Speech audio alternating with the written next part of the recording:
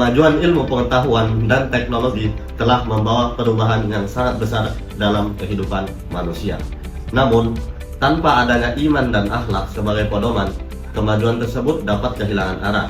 Oleh karena itu, Islam hadir sebagai petunjuk agar ilmu pengetahuan dan teknologi memberikan manfaat bagi kehidupan manusia. Assalamualaikum warahmatullahi wabarakatuh. Alhamdulillahirabbil alamin.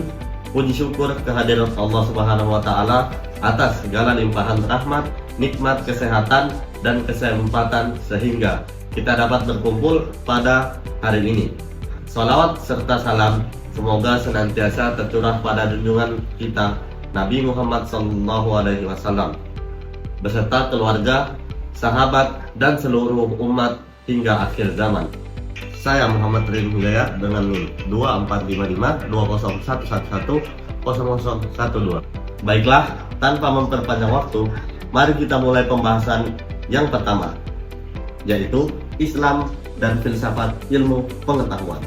Yang pertama, Islam dan filsafat ilmu pengetahuan. Islam sangat menghargai ilmu pengetahuan. Wahyu pertama, Iqra, menunjukkan pentingnya membaca dan belajar. Dalam Islam, sumber ilmu berasal dari wahyu Allah, akal manusia, dan yang terakhir pengalaman atau penelitian. Tujuan mencari ilmu bukan hanya untuk di dunia, tapi juga untuk ibadah kepada Allah Subhanahu wa Ta'ala. Yang kedua, sejarah perkembangan teks. Peradaban Islam pernah menjadi pusat perkembangan ilmu pengetahuan dunia, terutama pada dinasti Abbasiyah melalui Baitul Hikmah sebagai pusat penerjemah dan penelitian. Adapun tokoh-tokoh ilmuwan yang terkenal antara lain Ibnu Sina dalam bidang kedokteran, Al-Khawarizmi dalam bidang matematika, Ibnu Khaldun sebagai pelopor sosiologi, kemudian yang terakhir Al-Haytham dalam metode penelitian ilmiah. Sejarah ini membuktikan bahwa Islam sangat mendukung kemajuan ilmu pengetahuan dan menjadi motivasi bagi generasi sekarang untuk terus belajar dan berinovasi. Yang ketiga, etika Islam dan pengembangan ipteks. Perkembangan teknologi memang membawa banyak manfaat, tetapi harus dibarengi dengan etika. Prinsip etika Islam meliputi mengutamakan kemanfaatan, menghindari kerusakan, bertanggung jawab, menjaga amanah, menjadikan Allah sebagai tujuan utama dalam setiap aktivitas. Di era digital sekarang, etika sangat penting karena muncul berbagai masalah seperti hoax, pencurian data, kebencian, dan penyalahgunaan AI. Islam mengajarkan tabayun, yaitu memeriksa kebenaran informasi sebelum mempercayai atau menyebarkannya. Yang keempat, Islam dan sains modern. Islam memandang sains sebagai sarana untuk memahami kebesaran Allah melalui penelitian terhadap alam semesta. Metode ilmiah meliputi yang pertama observasi, yang kedua penyusunan hipotesis, yang ketiga eksperimen, yang keempat analisis data, dan yang terakhir penarikan kesimpulan. Islam menerima perkembangan sains selama digunakan untuk kebaikan manusia dan tidak bertentangan dengan nilai-nilai moral. Agama dan sains bukanlah sesuatu yang saling bertentangan, tetapi saling melengkapi. Yang kelima, Islam dan teknologi informasi.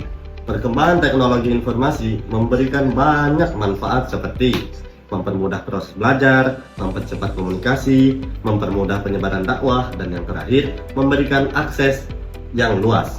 Namun, terdapat dampak negatifnya juga loh, seperti berita palsu, cyberbullying, penipuan online, perjudian online, dan yang terakhir, pelanggaran privasi.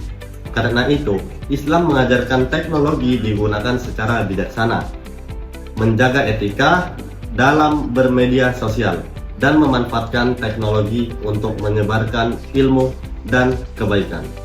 Yang keenam, cloning dan transplantasi organ. Kemajuan teknologi kesehatan menghasilkan transplantasi organ dan teknologi cloning.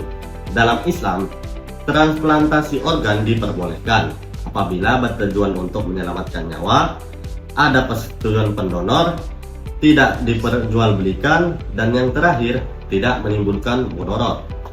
Sedangkan cloning manusia masih menjadi perdebatan karena menyangkut identitas manusia, keturunan, dan nilai-nilai kemanusiaan sehingga dikaji berdasarkan syariat. Yang ketujuh, pelestarian lingkungan hidup.